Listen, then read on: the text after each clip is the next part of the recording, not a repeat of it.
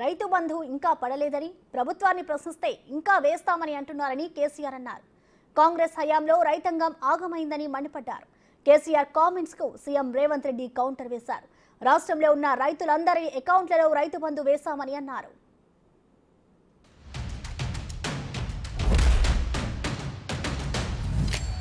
ధాన్యం కొంటున్నారా? వడ్లు కొంటున్నారా? పోతలేవా? 500 bonus వస్తున్నదా? Bonus బోగసే అయిందా? ఏది కూడా ఏ విషయంలో కూడా ఇదే పద్ధతిలో జరుగుతూ ఉంది. రైతు బంధు కూడా రేపు వ్యవసాయం చేసినోనికే ఇస్తారట, పొలం దున్నితేనే ఇస్తారట.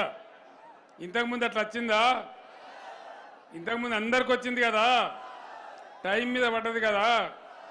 ఇంకా మజాక్ ఏంటంటే రైతు బంధు ఎప్పుడు ఇవ్వాలి?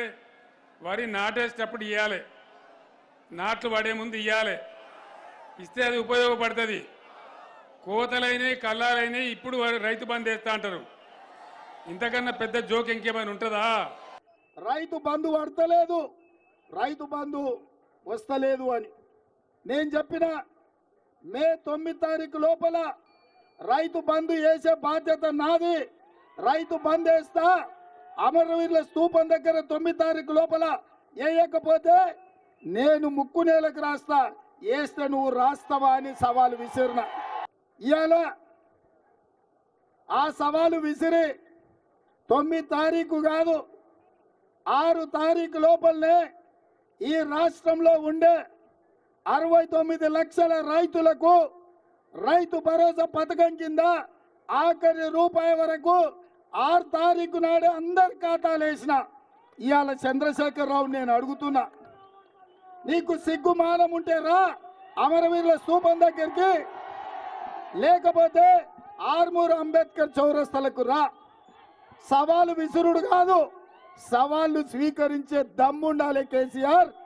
ఇవాళ మొత్తం రాష్ట్రంలో ఉండే 69 లక్షల మందికి రైతు భరోసా పథకంలో అందరికీ నిధులేసిన ఏ రైతు ఖాతాలైనా మీరు పోయి చూడండి, మీకు నిధులు వచ్చినాయా లేదా ఆలోచన చెయ్యండి.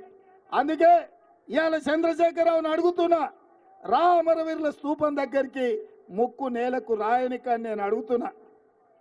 నేను ఇంకో మాట కూడా చెప్పదలుచుకున్నా, సిగ్గులేనోడు చంద్రశేఖరరావు ముక్కు నేలకు రాస్తాడు. ఎందుకంటే ముక్కింత పొడుగుంది, రాస్తే పోయేదే ఉంది అనుకుంటాడు.